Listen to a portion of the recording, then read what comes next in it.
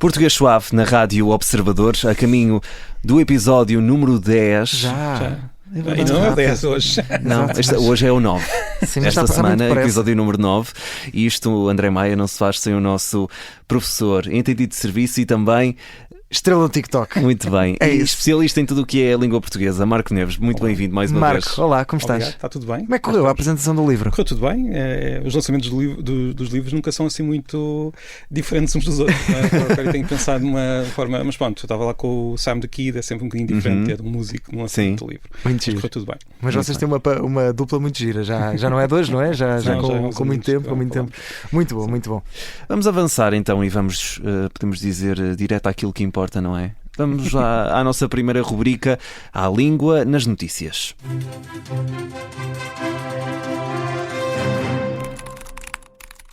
Ora bem, língua nas notícias e Marco, queremos saber qual é a palavra que nos trazes hoje. Nós já falámos das eleições dos Estados Unidos aqui noutros episódios, mas é inevitável... Foi há 2 programas. Sim. Olha, não tenho essa memória tão boa, mas temos de falar da palavra, neste caso a palavra presidente, por causa das eleições. Os Estados Unidos vão ter um novo presidente, que aliás é um velho presidente, já lá esteve, e curiosamente... É um déjà vu. Exatamente, é um presidente déjà vu, e curiosamente é só a segunda vez na história dos Estados Unidos que eles têm um presidente que volta a ser eleito depois de deixar de ser presidente. Salvo erro era Cleveland, mas agora também não quero estar mas pronto, vamos ter o mesmo presidente que... nós não vamos ter o mesmo presidente. Os habitantes dos Estados Unidos, para evitar dizer americanos, vão ter o mesmo presidente, e eu queria falar dessa palavra, presidente, porque nós temos a sensação que os Estados Unidos são um país muito recente, e são, comparado com o nosso país, não é? Claro. Mas curiosamente, no que toca ao sistema político, o sistema político deles já tem uns séculos e acaba por ser mais antigo até do que muitos outros sistemas, e eles foram se quisermos, o povo que criou a palavra presidente para falar de um chefe de Estado. Antes de haver presidentes nos Estados Unidos, portanto, não havia nenhum chefe de Estado que tivesse este título de presidente. Ou seja, é um título inventado nos Estados Unidos mesmo. Exatamente. Quem criou a Constituição dos Estados Unidos, os pais da nação, como eles dizem, quando estavam a escrever a Constituição, pensaram no título. Chegaram a pensar em chamar... já sabiam que ia ser o George Washington, portanto, esse já estava mais ou menos bem definido. Pensaram em chamar rei eleito ou qualquer coisa do género. Houve várias hipóteses, acabaram por chegar à conclusão que queriam o título só presidente, e aliás uma característica curiosa dos Estados Unidos é que o presidente só tem esse título, não se chama Sua Excelência, portanto é só Mr. President e acabou. Senhor Presidente. Exatamente, não tem mais nenhum título, é mesmo o título de presidente. Esta palavra é de origem latina, portanto não é de origem inglesa, não é? Mas antes de ser aplicada ao presidente dos Estados Unidos, queria dizer apenas alguém que está a presidir uma reunião, como nós ainda hoje usamos, não é? Mas não era nenhum chefe de Estado, nem ninguém lhe passaria na cabeça que presidente pudesse ser um título equivalente a rei, e para uma pessoa da época foi uma grande novidade. Nós aqui estamos habituados a ter o presidente associado ao presidente da República. Exato. Nos Estados Unidos não é assim que se chama, não é? É isso, não é? Não havia lá repúblicas, não é? Não, e nós sabemos que hoje o presidente é o título habitual para uma república. Nos Estados Unidos chama-se apenas presidente. Depois, houve outros países que começaram a imitar os Estados Unidos. O primeiro deles, salvo erro, foi a França, que chamou ao seu primeiro presidente, imitando os Estados Unidos. Esse presidente, curiosamente, é o Napoleão III, ou seja, que foi presidente e foi imperador também, logo a seguir. Os franceses gostam muito de complicar a nossa vida.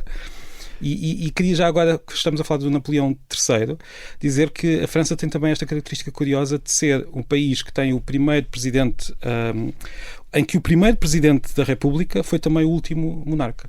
Uau. Portanto, ao mesmo tempo não. Ele começou por ser presidente e depois achou que isto da República é muito... Pois estava a haver monarca e república ao mesmo tempo. Ele tornou-se presidente da República e depois acabou por achar que gostava mais de ser imperador e mudou de as coisas que nós aprendemos aqui. Exato. É a linguística, é a história. É tudo. E Marco... Falando em aprender, tens mais uma curiosidade para partilhar connosco sobre o George Washington, não é? Sim, já que falámos dos presidentes dos Estados Unidos, hoje estamos a falar da língua, mas também um dos aspectos da realidade que está relacionado com a língua é a forma como nós damos nomes aos meses, aos anos e por aí fora. E quando é que o ano começa é algo que também muda de cultura para cultura e, acima de tudo, de época para época. E, curiosamente, esse primeiro presidente dos Estados Unidos nasceu hoje, se formos aos livros de história, vemos que ele nasceu em fevereiro de 1732, só que na época o ano acabava em março. Portanto, ele, quando nasceu, os pais achavam que estavam no ano 1731. Um ano o antes. ano só mudou depois. Mais tarde, quando se fez a reforma, os livros de história foram reescritos e ele passou a estar a ter nascido em 1732. Ele não faz ideia que nasceu nesse ano. Só por causa disso. Portanto, o ano de nascimento do primeiro presidente dos Estados Unidos acabou por mudar. E reparem, nessa época, o primeiro mês era de facto março, começava no início da primavera. Que estranho. Mas atenção, nós estamos no mês de novembro. Se pensarmos bem, os meses fazem muito mais sentido começando em março, porque nós estamos no mês de novembro, que é o 9, dezembro é 10, outubro é 8, setembro é 7. Minha cabeça neste momento está... O nome do mês em que estamos não faz sentido para o calendário que nós temos. Sim. Nós estamos no mês de novembro, de 9. Sim, de 9. Realmente faz sentido. Olha, para descansarmos um bocadinho a cabeça, vamos viajar uma grande volta. As eleições deixaram-nos com a cabeça toda completamente. Para além do resultado. Vamos ao mapa da língua.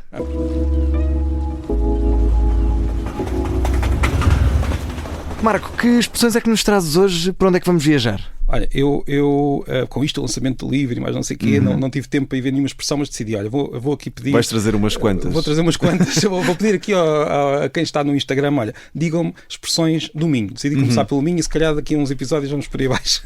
Até chegar à Madeira. E então pedi e disseram-me algumas expressões. E eu achei curiosa a lista, eu vou dizer-vos e depois vocês digam o que é que acham.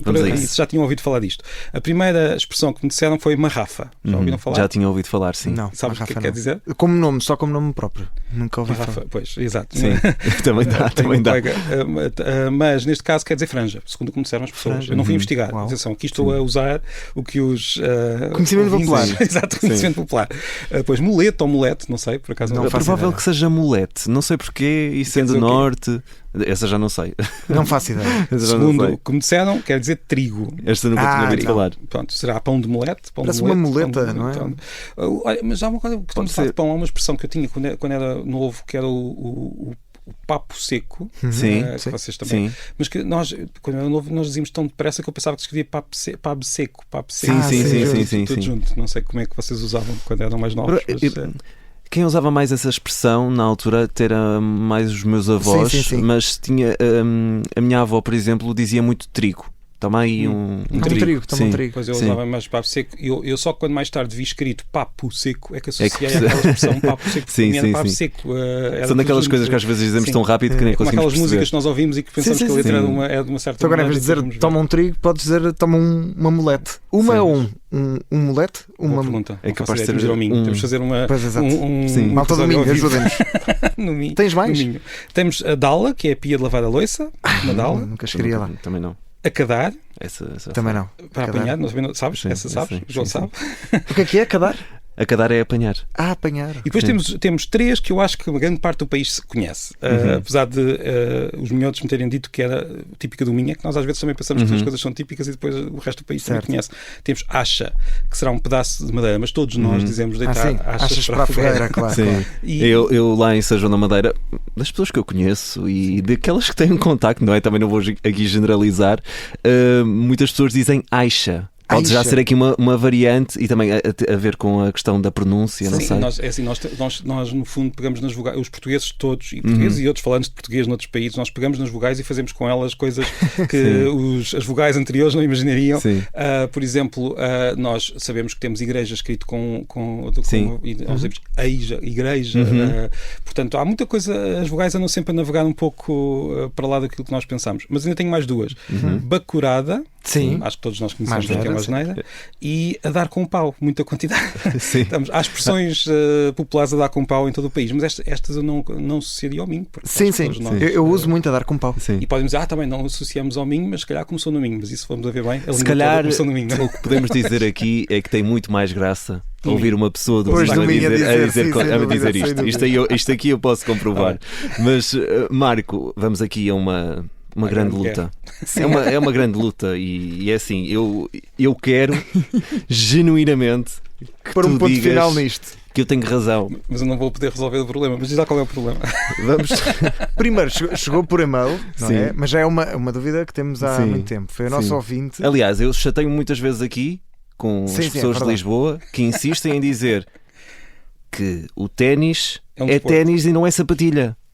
É E tu dizes sapatilha é um que se desporto. diz. E tu dizes que o ténis Exatamente. Sim. E depois eles que dizem- sapatilha do balé. Exato, não é. É sapatilha. Foi mesmo isso que estamos a Sim. falar há bocado. Sim. Isto foi a nossa ouvinte Maria Nunes que enviou Sim. o mail, já agora. Hoje a dúvida é sobre o ténis e a sapatilha e vamos aqui ou destruir completamente o nosso podcast porque as pessoas É vão assim, ficar se tão tu disseres que é revoltadas. ténis, eu não venho mais. Acaba aqui a minha Olha, participação mas neste vamos dizer programa. uma coisa, eu vivo em Lisboa já há muito tempo, desde 98, quando tinha 18 anos.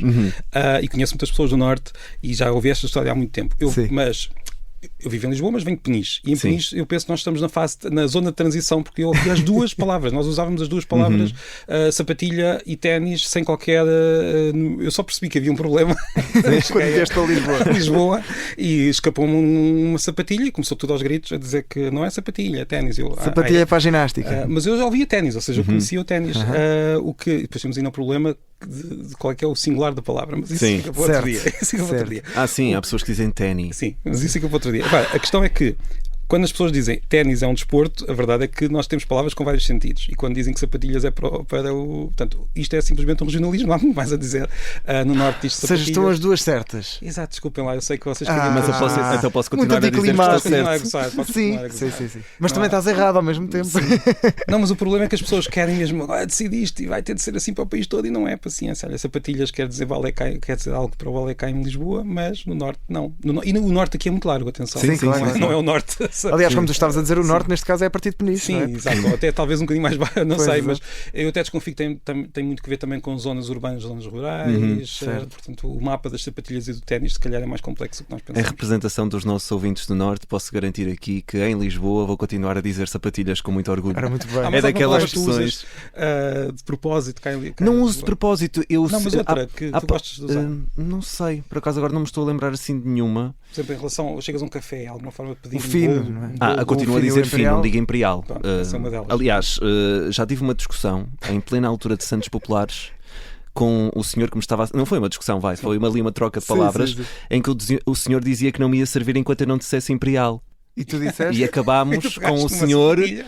Não, acabámos com o senhor a oferecer-me um fino. Pronto, vá lá, tá, ganhaste. está bem. Ganhaste. Ganhei esta pequena Nesse luta. ganhaste. Nesse ganhaste. Muito bem. Pronto, peço desculpa por não ter resolvido o problema, mas o problema Vamos continuar vamos continuar. nesta indecisão. É isso. Indecisão não temos na próxima rubrica. Vamos aos mitos da língua.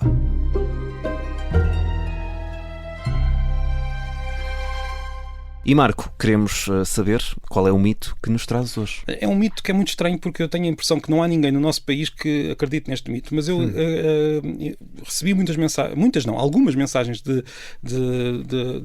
ouvintes, neste caso brasileiros, que não estou a dizer que são ouvintes do nosso podcast, não sei, era bom que fossem. Esperemos chegar ao Brasil. Temos lá alguns. Tenho certeza que sim, mas alguém que viu um vídeo qualquer em que eu falava de qualquer questão da história da língua e que me disseram, então, mas o português, no fundo, é uma derivação do espanhol. É espanhol. Alguns diziam isto na positiva. Atenção, por onde nós alguns diziam estamos isto no aí? sentido. O português é um espanhol mais avançado. Ok, então é um elogio. Alguns Não eram é assim elogios, tão outros mal, não. Não, o português é simplesmente uma forma diferente. E eu, mas que raio? De onde é que vem esta ideia? É uma ideia muito minoritária, pelo que eu percebi. sim. Até porque a maior parte das pessoas, mesmo outros brasileiros, começaram a reagir muito mal a esses comentários, mas não foi só um nem dois, portanto recebi vários. E parece-me que há de facto esta ideia em alguns pontos do Brasil, imagino eu, não cá, que o português nasceu do espanhol, que é algo completamente errado, porque o que aconteceu, e eles dizem, então, mas já se falava espanhol na Península Ibérica, certo. vinha da Espanha romana, e isto é completamente, não faz sentido. Falavas latim hispânico, de facto, ou seja, o português e o espanhol, que nós chamamos de espanhol, mas talvez o termo mais preciso será castelhano. Estas duas línguas são muito parecidas, é verdade, nós temos línguas parecidas, Claro. mas porque já vem do latim, que é um latim muito próprio desta região. Portanto, este latim começou a dividir-se em 5 línguas diferentes. O português ou galego português, o leonês, o castelhano, o aragonês e o catalão. 2 destas línguas acabaram por se tornar muito importantes, outras um bocadinho menos, e portanto o português nem sequer se desenvolveu encostado ao que nós chamamos de espanhol. Tinha aqui uma língua no meio, e por isso não é mesmo um mito completamente falso dizer que tínhamos uma língua chamada espanhol e depois passámos a ter outra coisa diferente chamada portuguesa. É um mito que eu só decidi, olha, vou falar disto para ver se está resolvido. Esta sim podemos resolver. Está resolvido. Podemos chamar ténis ou sapatilha, mas ninguém pode dizer que o português vem do espanhol. Nós hoje empurramos para fora do programa os ouvintes brasileiros, os ouvintes do Norte, os ouvintes... Vamos criar estamos a querer trazê-los para cá. Isto é um abraço. E continuem a mandar as dúvidas. E mesmo do Brasil, porque nós devemos falar muito mais do Brasil, até porque também quando falamos do mapa da língua, não nos podemos esquecer que, por exemplo, o Brasil tem muito interessante no que toca às diferenças entre as várias zonas. Claro. Marco, muito rapidamente, ainda tens aqui outra dúvida, e temos só um minuto. Pelo visto ou pelos vistos? E esta vou responder que a locução, ou seja, a expressão que nós usamos tradicionalmente é mesmo pelos vistos. Foi depois a ideia de que isto parece não fazer muito sentido, tem de ser pelo visto. Mas isso os falantes e nós aqui na rádio dizemos pelo visto. Estamos proibidos de dizer pelos vistos. Mas dizem pelos vistos? Sim, estamos proibidos, digamos, entre aspas, de dizer pelos vistos, porque parece que estamos a referir aos pelos. Sim. Okay, então dizemos o mesmo com o de qualquer forma, pelos vistos. Sim. Sempre no plural. Sempre no plural, porque é uma expressão fixa que não vale a pena estar a analisá-la, porque as locuções são expressões que funcionam como palavras em conjunto e por isso este pelo visto parece-me ser uma hipercorreção e não a expressão que nós usamos. Eu acho que se alguém disser pelo visto, neste momento da história da língua, todos nós ficamos... é estranho.